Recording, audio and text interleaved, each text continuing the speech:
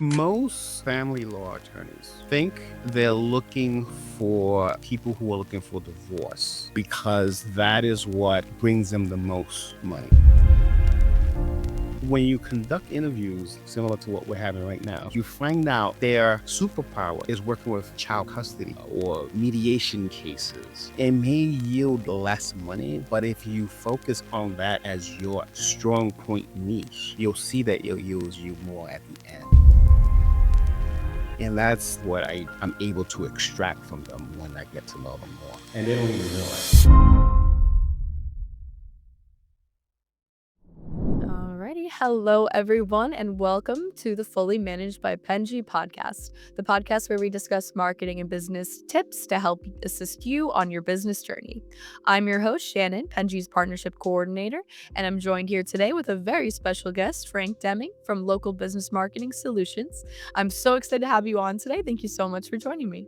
Thank you for having me. Fantastic. I appreciate that. Alrighty. So today, I just want you to start off by telling all of us a little bit about you and your work and kind of what's led you up to this point. Sure. Just to have a very, very simple story. Been in business since 2007. We own and operate a marketing agency by the name of Local Business Marketing Solutions. We cater to mainly attorneys at this point. It has gone through certain iterations where we used to work with gyms, we used to work with massage places. We did a lot of home improvement type of work as well in terms of businesses that we had type. And now, for the past 4 years now, it's been primarily working on attorneys. We focus when I say working with attorneys, we focus primarily with lead generation. Google AdWords, Facebook ads, TikTok ads, even LinkedIn ads. We work with as well. So that's our primary bread and butter.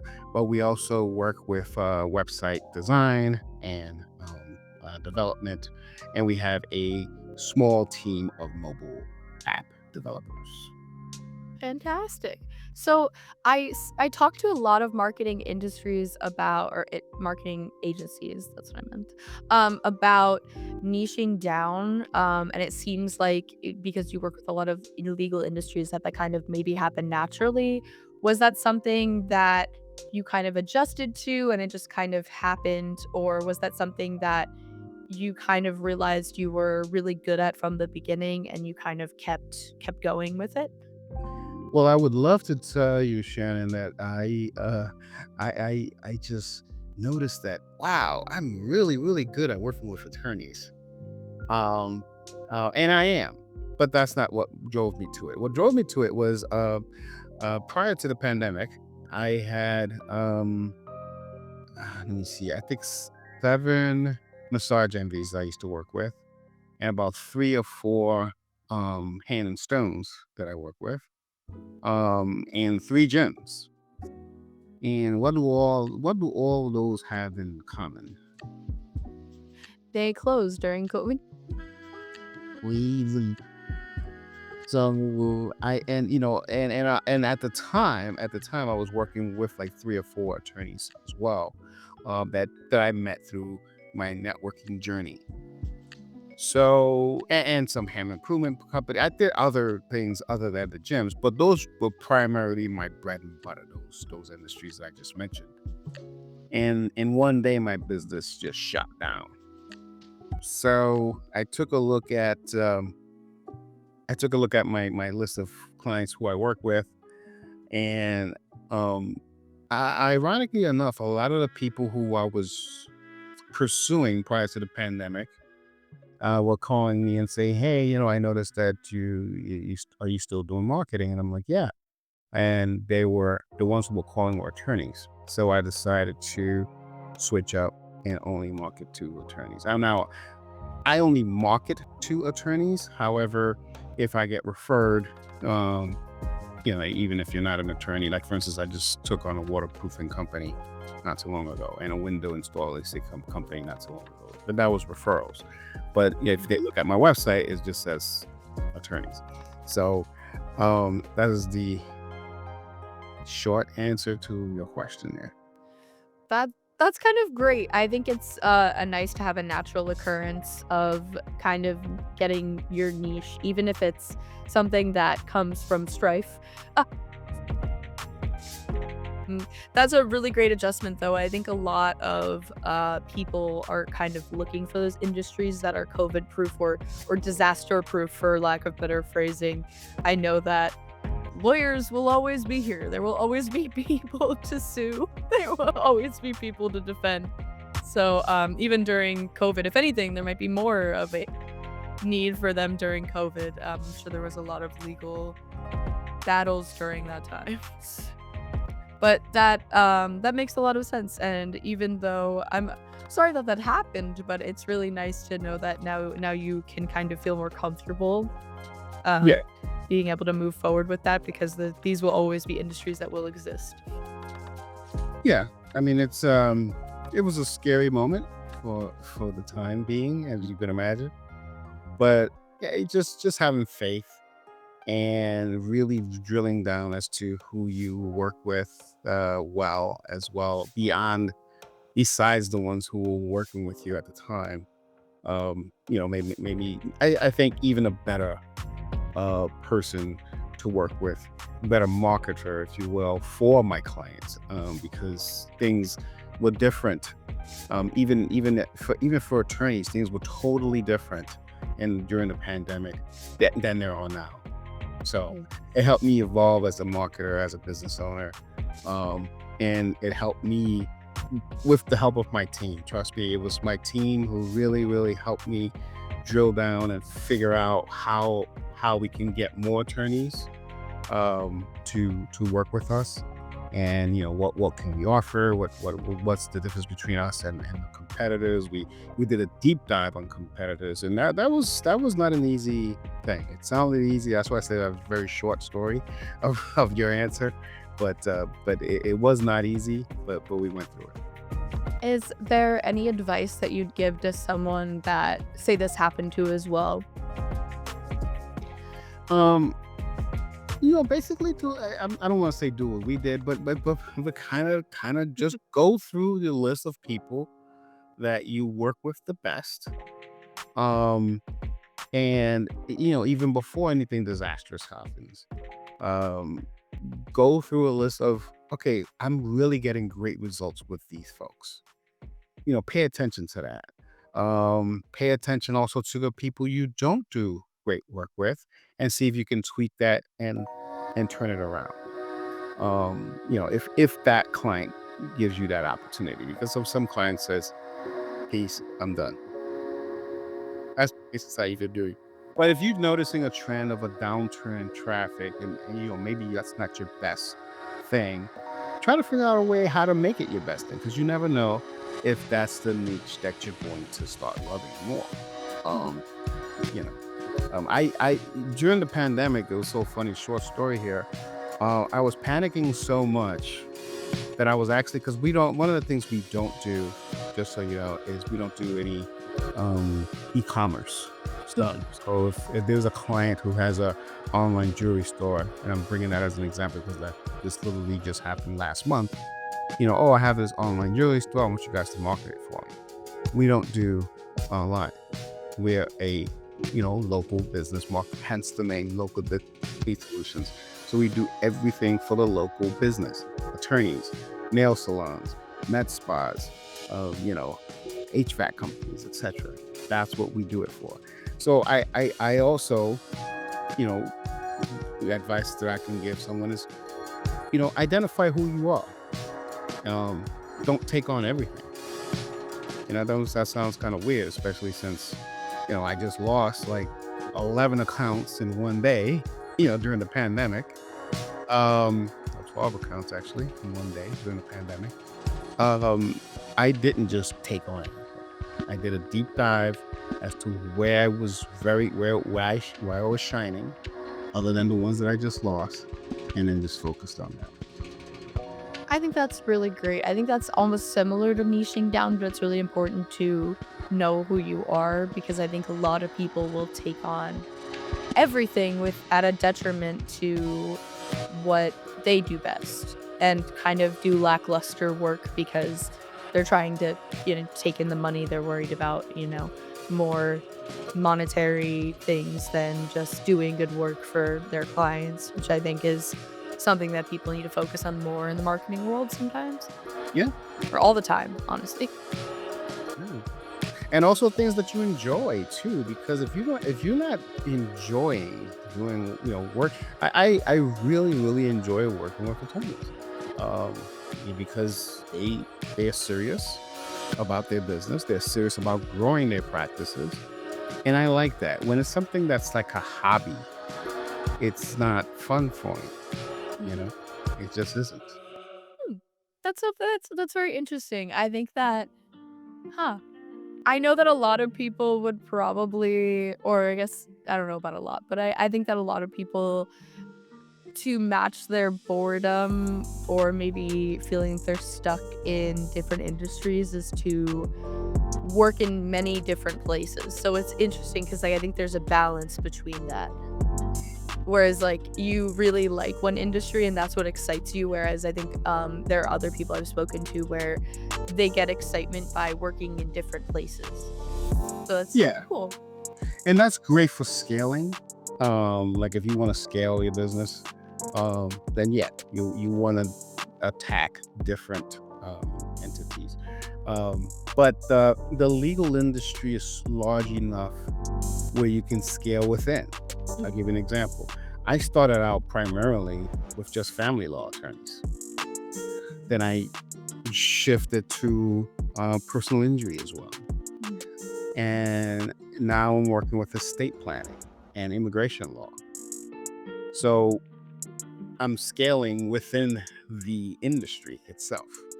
But it's a large enough industry. You can't do that with a small industry, obviously. So Yeah. What was your Okay, so then if you were doing this, what was your strategy for kind of branching out in within this industry?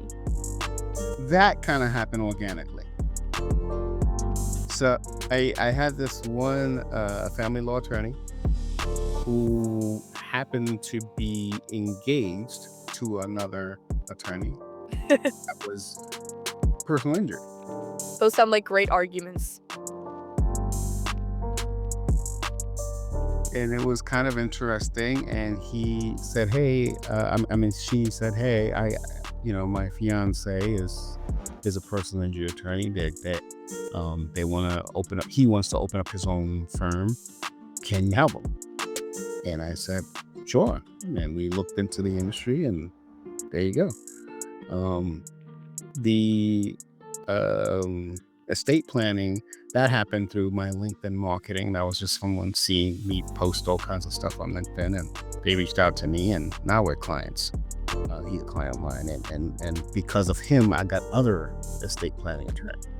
I got an immigration law attorney in Virginia that also saw me on LinkedIn marketing some stuff. So that is a long game. It's not something that happened overnight because I've been posting forever, and it's now that it's trickling in, um, from that standpoint, from that stream of lead generation.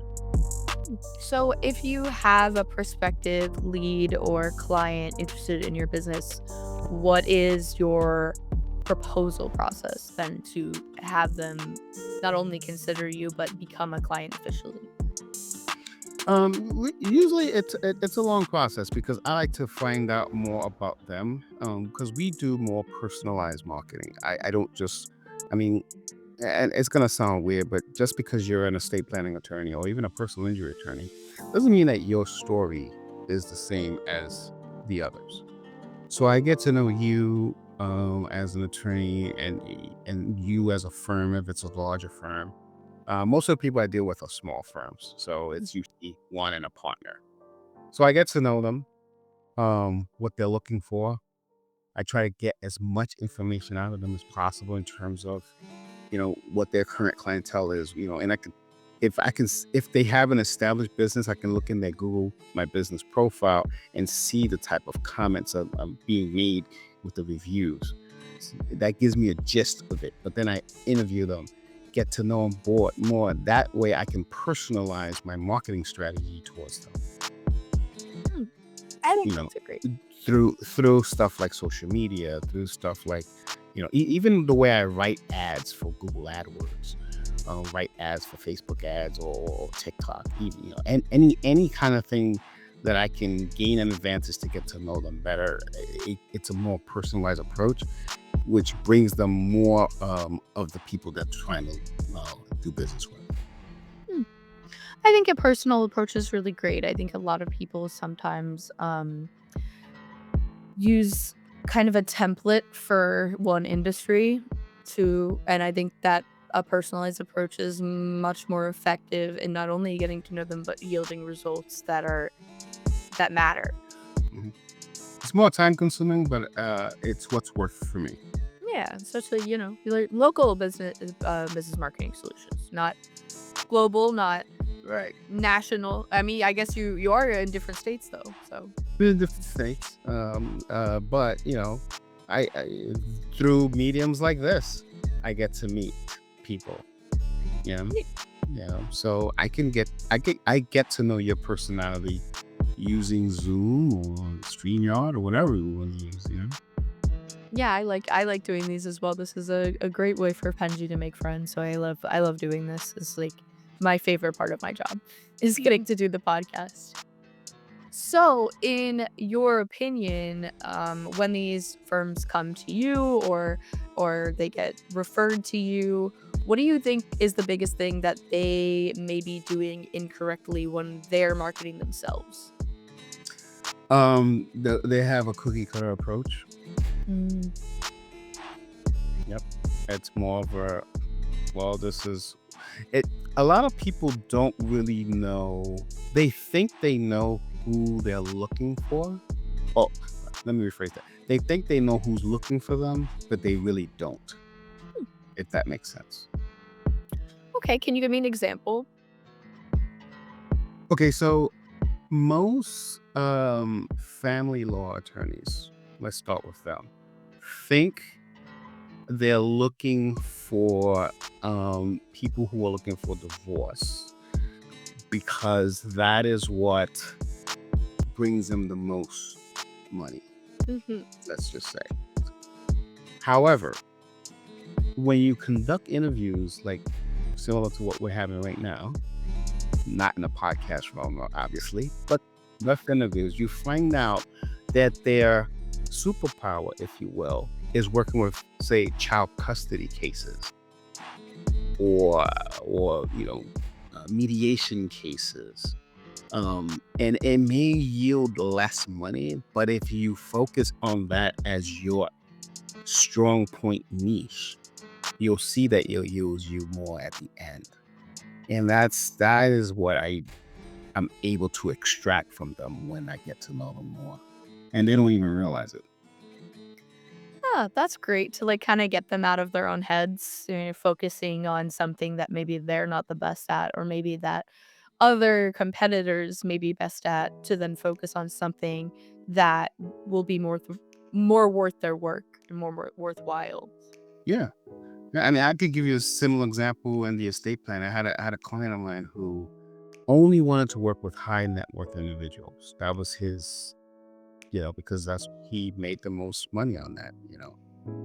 But I found out that he was really good at elder law, really good. Mhm. So we started focusing a lot of our marketing towards the elder law portion of estate planning and elder law and tax planning for businesses. So he did a lot of good tax planning uh, documents for small businesses. And I mean, now the high net worth individuals came through too. It was coming around, but it wasn't like it wasn't. He noticed soon found out he didn't need as many of those as long as those others were coming in, which was he was really good at, and he was effortless at because he's been doing it for so long. He's an older gentleman, but that's another example. Have you ever kind of given a recommendation to a client like this? Like, it would be good to focus on this kind of niche or this kind of specific category to yield better results, and they don't agree? Oh, all the time. How do you navigate that kind of situation? Um, I sometimes you have to just show them, and have them go through the process of marketing, and then see them not getting the results they want, and then say, okay, well, let's try it my way now. Or sometimes it's just as simple as, if they have the budget, let's run a parallel campaign of here's what you want, here's what I think you should focus on. And then after of, 4 to 6 month period, they see that, what's going on, Okay, that makes a lot of make sense. the decision. So, what are your tips for kind of communicating with them during this process? Like, how do you make a client feel cared about, but you also kind of divvy up your time correctly between different clients that you have? So when it's a scenario like that where I had to kind of quote unquote convince, I don't like to use the word convince, but I can't come up with another word right now. But if it's a situation where I had to convince them that, hey, I think this is what we should focus on, I will go with a monthly meeting to go over each report that they get. What do the reports mean? What how how um show them exactly how's the trend coming along, the changes I'm about to make because I see this trend, etc., etc. Now, if it's just a regular client that we're both in agreement with, okay, well, I want to focus on this type of avatar, if you will, then it's a 90-day every 90 days we get together. Okay. Like in marketing, 90 days is a really good benchmark as to what you're doing. When you do a monthly, unfortunately, a lot of things don't change as much. The only reason why I go monthly with the people who um who are not too easy to convince is because I want to build rapport with them and I want to build trust. So they see each month that I what we're talking about is making sense as to why I'm making the decisions. They can't see me do that in every 90 days. And it won't sink in. So that there has to be, at least a 30-day period in between the time that we meet. So that's the reason for my strategy. Kind of reminding them like, "Hey, this is working," or, "Hey, I'm Right. making this work." Yeah. Okay, that makes sense. Okay, does it ever, not to expose you, but, does it ever not work? Do you ever, I don't know, like, say, I'm hoping it doesn't happen at all now, you're perfect, everything is crystal clear. But say way back when, is there ever a situation where you kind of, recommend something that doesn't work well? How do you kind of do, like, damage control, after that? So yeah, and so the short answer is yes. It has happened that it has not worked. I was wrong, I mean, because I'm not a perfect human being, right? I'd be lying to you if everything that I touched turned to gold. But e- again, because I'm monitoring it so closely, the damage isn't as that detrimental. Mhm. So usually by month number 2, I can tell you, yeah, this I'm gonna go a different direction. And these are the reasons why I'm looking at all the indications that this is not gonna work. And so they see that I'm making the decisions with them as to why. Again, it's building rapport, building trust. So they see, okay, he was wrong and he's admitting he was wrong, and it wasn't a huge detriment. Okay, so just catching early on is important because then, you can always fix it from then, but you can also prove to your clients that you're watching things closely, that you care about them and the results that you're getting. Yeah. Okay, that sounds incredible. So most important thing, I think a lot of people would agree at least. how do you guarantee that referral? You know, you want to be able to work with the same clients and make them happy, but say, they don't have any more projects and you want them to refer a friend. How do you kind of um ensure that that'll happen? How do I ensure that I'm going to get a referral? Yeah. I use a incentivizing referral method. I mean, that's great. Can't complain.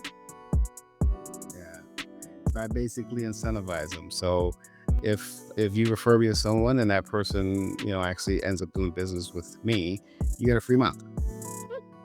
Okay. That's kind of what Penji does. Free month. Yeah, I mean that's fantastic. It's incentivizing the person. Okay, wait. So the free month goes to the person that referred them. Yeah, so for instance, let's say you and I are clients. You are my client, excuse me, and I say, hey Sharon, do you know anyone who needs any marketing help? You say, yeah, I know Jerry. Jerry talks with me. You and I are already doing business. Jerry closes. Um, so I say, hey Shannon, thanks for referring Jerry. He and I are now clients of mine because of that. Please ignore the invoice that's coming for next month because it's now free. Okay. So But you already knew that that was the incentive before. okay. So you kind of I told you, okay, if Jerry closes, I'm going to give you a free month. Now, our invoices go out automatically, and if you stop it, it becomes this haywire thing. So I don't stop it. I just tell them ignore the invoice, the next invoice, because it's on me. Hmm. Oh, well, that's very kind of you.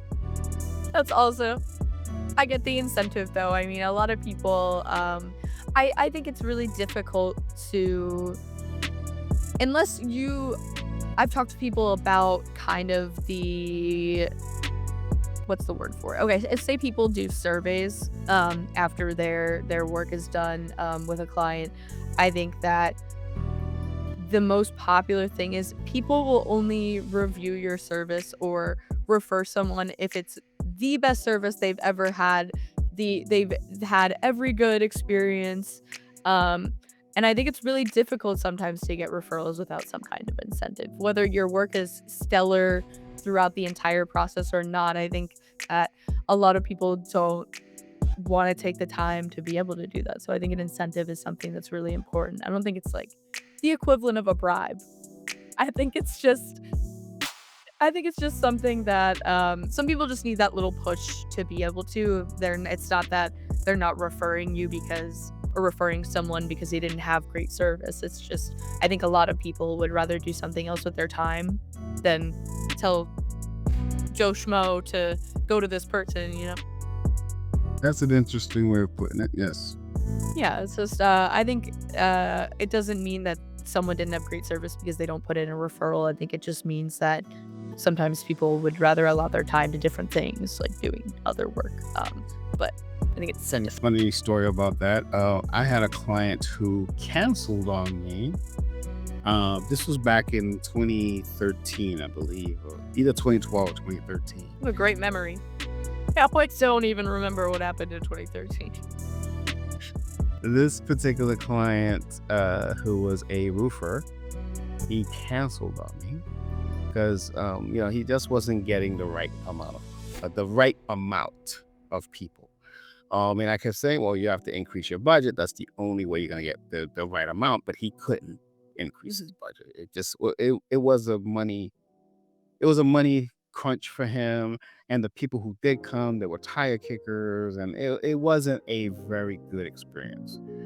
So 2018 comes around. I remember this specifically because that was the same year I moved to New Jersey.